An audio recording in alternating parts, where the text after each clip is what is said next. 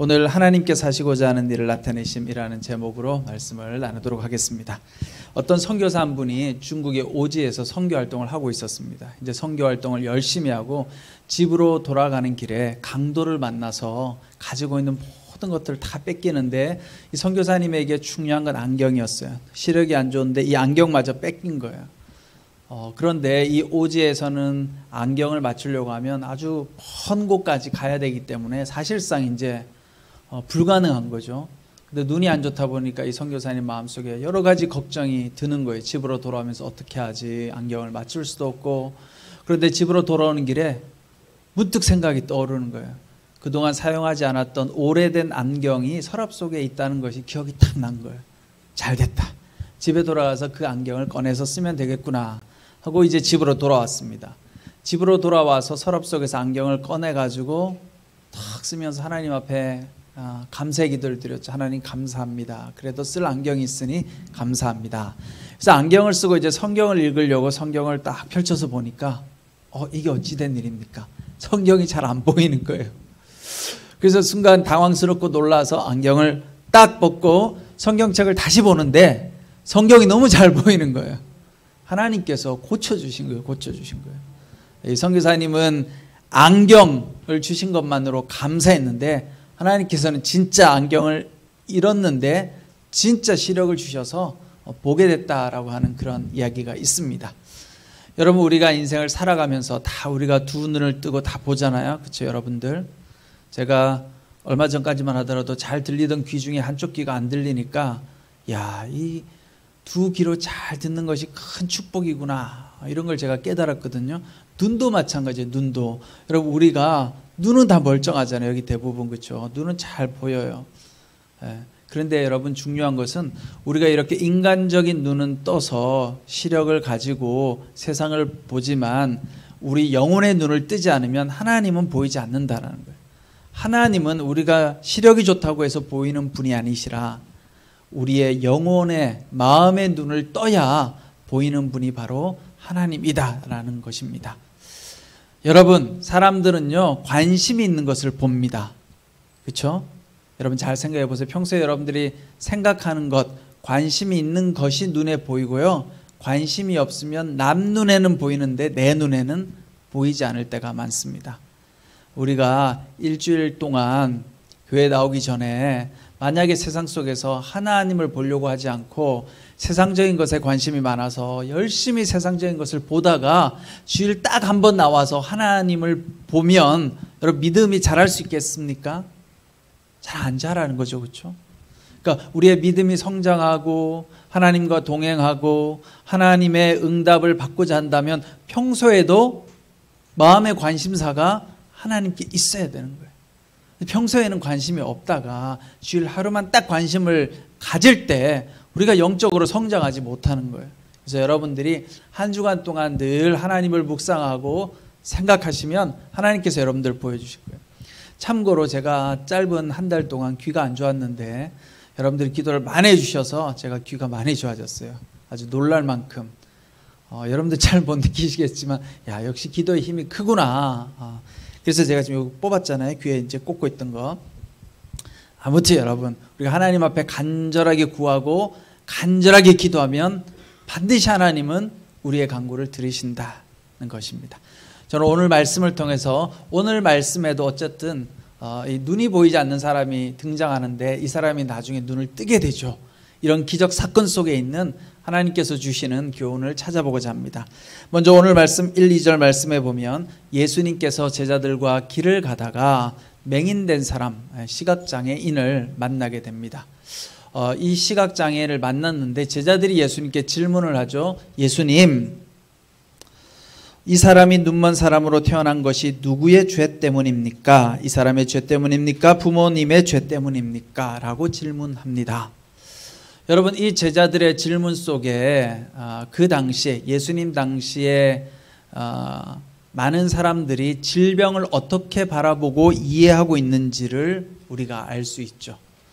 질병이라는 것이 죄 때문에 오는 것이구나, 이렇게 많은 사람들이 생각하고 있었다는 거예요. 그러니까 저 사람이 저 질병, 시각장애인 혹은 또 뭐 청각 장애인, 성경에는 여러 가지 장애인들이 많이 등장하잖아요. 이 사람들을 볼 때마다 뭐라고 질문해요? 저 사람의 저 질병은 누구의 죄 때문입니까? 그런데 여러분, 이런 시각을 오늘 현대에 살아가고 있는 우리도 똑같이 가지고 있어요. 어떤 사람이 어려운 일을 당하거나, 혹은 우리도 마찬가지잖아요. 우리 특별히 한마음 공동체의 특징은 우리가 마음이 아픈, 조현병이 있고 조울증이 있고 이런 병이 있을 때 많은 사람들이 이걸 어떻게 해석해요? 저 사람은 뭘 잘못했길래 저 질병에 걸렸을까? 이렇게 많은 경우 오해하고 판단한 경우가 참 많이 있죠. 그렇죠? 근데 오늘 예수님께서 뭐라고 대답하십니까? 그렇게 하는 질문에 대해서 예수님께서는 다르게 대답하세요. 2000년이 지났는데도 여전히 많은 사람들이 편견 속에 살아갑니다.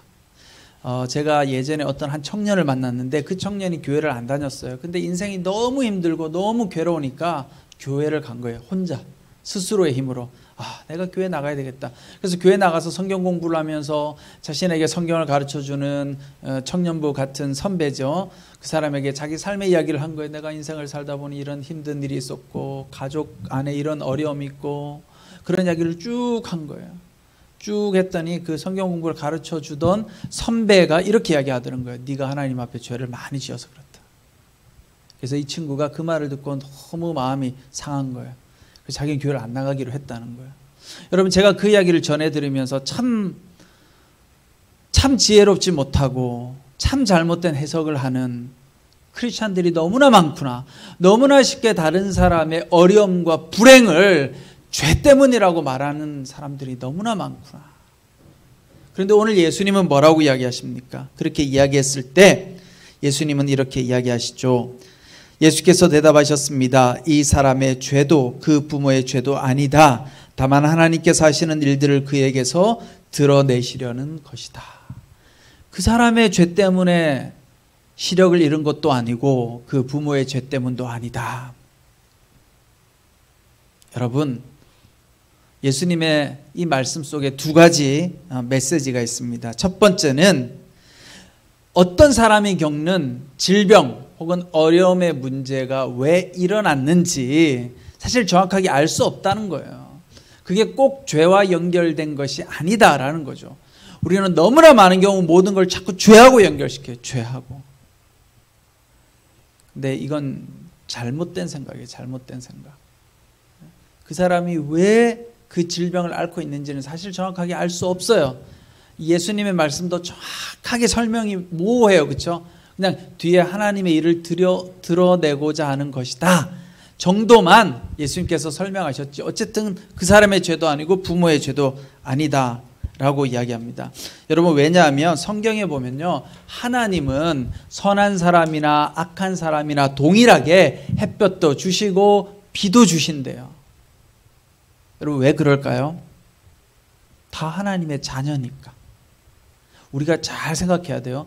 교회 다니는 사람은 하나님이 사랑하고 예수님 믿지 않는 사람은 하나님 사랑 안 한다? 이 굉장히 잘못된 이분법적 사고죠. 하나님은요, 모든 사람을 사랑하세요. 왜냐하면 하나님의 자녀니까. 여러분, 인간을 누가 창조하셨어요? 하나님이 창조했잖아요. 그렇죠? 여러분들이 다 부모님이잖아요. 여러분들 자녀 중에 말 잘 듣는 자녀, 말 안 듣는 자녀가 있다고 생각해 보세요.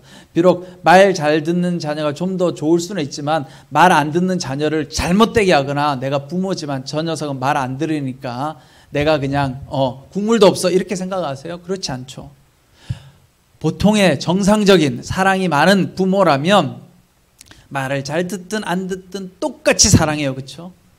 말 안 듣는다고 해서 차별을 가하고 벌을 주지 않는다라는 거예요. 하나님도 마찬가지다라는 거죠. 하나님도 선한 자나, 하나님을 사랑하고 하나님을 믿는 선한 자나 그렇지 않은 자나 동일하게 이 땅에서 살아갈 수 있도록 햇볕도 주시고 단비도 주신다는 거예요. 여러분, 이걸 일반 은총이라고 이야기해요. 일반 은총. 하나님은 모든 사람에게 은총을 주세요. 그래서 예수님을 잘 안 믿어도 잘 사는 사람들 있잖아요. 행복하게. 일반 은총 때문에 그런 거예요. 그리고 하나님이요, 어떤 사람은 좀 나쁜 짓 하고 잘못한다고 해서 그러면 그 사람을 타겟팅 해가지고 철저하게 그 사람한테 벌을 내리시느냐? 그렇지 않다라는 거죠. 여러분, 그랬으면 뭐 세상에 문제가 그렇게 많겠어요, 그렇죠? 벌써 모든 문제가 다 해결됐지. 하나님 잘 안 믿으면 인생이 잘못되고, 하나님 잘 믿으면 잘 되면 세상 사람들이 다 교회에 와 있죠, 그렇죠? 하나님은 그렇지 않다. 하나님은 사랑이 많고 인격적인 분이셔서 하나님을 정말 사랑하는 마음으로 자발적으로 하나님께 돌아오기 원하시지, 이렇게 강제로 사람의 마음을 움직여서 데려오시는 분이 아니다라는 거예요. 그래서 하나님께서 2000년 동안 지금도 선교하고 계시잖아요. 하나님의 선교 방식인 거예요. 여러분, 진짜 요즘 텔레비전 보니까 금쪽 같은 내 새끼 하잖아요. 옛날에는 우리 아이가 달라졌어요. 근데 금쪽 같은 내 새끼 보면 상담 받으러 많이 오잖아요. 근데 결국 여러분, 치료법이 뭐예요? 해결은 사랑이에요, 사랑. 사랑이 결핍됐기 때문에 여러 가지 어려움이 생기는 거죠. 사랑을 어떻게 줘야 될지 몰라서 양육할 때 그래서 문제가 생기는 거예요. 나도 내가 사랑을 못 받아봐서 일관성 있게 사랑을 주는 게 너무 힘든 거예요. 근데 하나님은 공평하게 누구에게나 다 사랑을 베푸신다는 거예요. 그런 의미에서 여러분, 이 시각장애인, 이 소경된 자가 소경된 이유는 그의 죄 때문도 아니고 부모의 죄 때문도 아니다라는 거죠. 그러니까 첫 번째 중요한 예수님의 메시지의 의미는 어떤 사람이 질병에 걸렸거나 어려운 일을 당할 때 그것이 꼭 죄와 연결된 것은 아니다. 그걸 우리가 잘못 해석하는, 영적인 해석을 잘못하는 우를 범해서는 안 된다. 여러분 주변에 그렇게 해석하면 그 사람하고는 만남을 끊어야 돼. 그렇게 해석하면, 자꾸 죄 때문이라고 막 지적하면 그 사람은 잘못된 영적인 해석을 가지고 있고 하나님에 대해서 오해하고 있다는 거죠. 두 번째는 오늘 예수님께서 뭐라고 이야기하십니까? 두 번째는 하나님께서 하시는 일들을 그에게서 드러내시려는 것이다. 자, 이 의미는 왜 이 사람이 시각장애인이 되었는지 알 수는 없지만, 그러나 때로 우리가 겪고 있는 어려움이나 불행한 일들이 하나님의 손에 의해서 선한 도구로 사용되어질 수도 있다라는 거예요. 이제 해석을 잘해야 돼요. 하나님이 일부러 하나님의 영광을 드러내려고 여러분과 저에게 어려움을 주시는 것이 아니라, 여러분과 제가 이 땅을 살면서 어쩔 수 없이 당하는 어려움들이 있잖아요, 그렇죠? 질병에도 걸리고 여러 가지 어려운 일들이 있지만 우리가 그것을 믿음으로 잘 감당하면 하나님은 그것을 통해서 하나님의 일을 나타내신다. 예전에 저희 아버지께서 병원에 입원을 종종 하셨어요. 간이 안 좋으셨거든요. 간도 안 좋으시고 당뇨도 있으시고, 우리 하영조 목사님과 같은 병이셨어요. 아마 연배도 비슷하셨는데, 근데 이제 저희 아버지가 이제 간이 안 좋고 당뇨가 안 좋으니까 이게 치료가 너무 어려운 거예요. 간에 좋은 치료를 하면 당뇨에 도움이 안 되고, 당뇨에 좋은 치료를 하면 간에 도움이 안 되고, 뭐 하여튼 그래서 자주 병원에 이제 입원하신 거예요. 이제 병원에 입원하면 이제 보통 5인실에 가잖아요, 그렇죠? 5인실, 6인실. 그럼 여러분 병원에 가보셔서 알겠지만, 병원 가보면, 저도 병원 생활을 몇 번 해봤지만 다양한 환자들이 있어요, 그렇죠? 별별 사람들이 다 있거든요. 그러니까 여러 사람이 모여서 공동체 생활을 하는데, 지금은 코로나니까 뭐 보호자도 못 들어가지만 코로나 전에는 보호자들이 다 있잖아요. 그러니까 뭐 사람들이 들락날락 하는데 거기 보면 온갖 종류의 사람들이 많아요. 이기적인 사람들도 많아요. 저녁 밤 10시, 11시인데도 텔레비전 틀어서 보는 사람, 그렇죠? 다른 환자들 자야 되는데 자기는 텔레비전 트는 사람, 가족들하고 시끄럽게 이야기하는 사람, 창가 쪽에 좋은 자리가 나면 거기 먼저 가려는 사람, 또 그 병실 안에 냉장고가 있는데 그 냉장고에 음식을 서로 많이 넣어두고, 그게 서로 불편한 거죠, 그렇죠? 어떨 때는 음식이 사라지기도 하고, 하여튼 뭐 이런 일들이 막 일어나요, 병실에서. 근데 이제 저희 아버지가 입원을 한 거예요. 물론 뭐 저희 아버지가 목회자라는 걸 밝히진 않지만 나중에 이제 드러나요. 왜냐하면 성도님들이 왔다 갔다 하니까. 근데 이렇게 저희 아버지가 입원하고 저희 어머니가 옆에 있으면 이제 항상 저희 어머니가 먹을 것도 나눠서 먹고, 먹을 게 있으면 뭐 자리 좋은 자리 놔도 양보도 하고, 그렇게 늘 배려하고 하다 보니까 한 일주일 지나면요, 사람들이 이야기를 하기 시작하는 거예요. 무슨 일 하냐고. 궁금한 거죠. 저분은 도대체 누굴까? 나중에 이제 알게 되죠. 아, 역시 교회 다니는 사람은 달라. 근데 이런 말이 잘 안 나오잖아요, 요즘. 역시 교회 다니는 사람들은 다 이기적이야. 이런 말이 요즘 많은데, 역시 저 사람은 진짜 예수 믿는 사람 맞네? 이런 표현을 참 많이 합니다. 저도 사실 부끄럽지만 예전에 저희 어머니가 이제 아프셔서 병원에 입원했는데 간호할 사람이 없으니까 아들만 2명 있는데 저는 그래도 목회자니까 이제 시간이 되잖아요, 낮 시간에. 이제 어머니 이제 병원에 있으면서 계속 제가 한 2주인가 3주를 간병을 한 적이 있어요. 근데 거기 가서 또 제가 뭐 교역자다 이렇게 말하기도 민망하고 하니까 이제 말을 안 했는데 이게 다 2, 3주 지나면 또 다 드러나요. 근데 어쨌든 제가 욕먹지 않으려고, 우리 교회나 예수님에 대해서 욕먹지 않으려고 하여튼 조심조심해서 하니까 나중에 이제 사람들이 그러는 거예요. 세상에 아들이 어머니를 3주 동안 간호하는 거 처음 봤다고. 그런 게 다 예수님의 영광을 드러내는 거예요. 우리가 원치 않게 어려운 일을 당하지만 때로는 그 일 가운데서 우리가 믿음을 가지고 하나님을 신뢰하며 잘 섬기다 보면 그것 때문에 하나님의 영광이 드러날 때가 있다는 거죠. 자, 오늘 6, 7절 말씀해 보면 예수님께서 이 소경을 향해서 어떻게 합니까? 침을 뱉어 진흙을 이겨서 눈에 발라줍니다. 그 당시에는 특별한 약이 없었겠죠. 민간요법이에요. 오늘날로 말하면 아주 비위생적이고 비의학적인 방법이지만 예수님도 당대의 사람들의 시선에 맞게 치료 행위를 하신 거예요. 여러분 2000년 전에 예수님께서 현대의학적인 방법으로 치료할 수는 없잖아요, 그렇죠? 그 당대 사람들의 눈높이에 맞게. 어쨌든 제가 볼 때 이건 심리적 효과가 크다고 봐요. 그냥 야, 너 나았다 이거 하고 이렇게 침을 발라서 이겨주고 너 실로암에 가라. 우리의 노력이 필요한 거예요, 여러분. 하나님도 우리를 고쳐주실 때 그냥 너 나았다 이렇게 하는 것이 아니라 우리의 믿음을 보신다는 거죠. 그래서 이 사람 보고 실로암 연못에 가라 그러잖아요, 그렇죠? 실로암의 뜻이 보냄을 받았다. 근데 이 사람이 어떻게 합니까? 가지요. 갑니다. 여기 중요한, 너무나 단순하지만 우리가 매번 나누지만 뭐가 있어요? 믿음으로 순종한 거예요. 근데 보세요, 이 사람의 특징은 눈이 안 보이잖아요. 눈이 보이는 당시에 많은 바리새인들과 율법학자들은 두 눈을 뜨고도 예수님을 보고 구원자라고 못 받아들여요.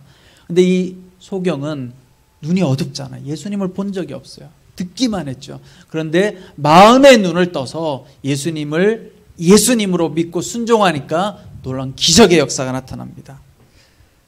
여러분, 오늘 말씀을 정리해 보면 소경된 자가 왜 소경이 되었는지는 알 수 없다고 예수님께서 말씀하셨어요.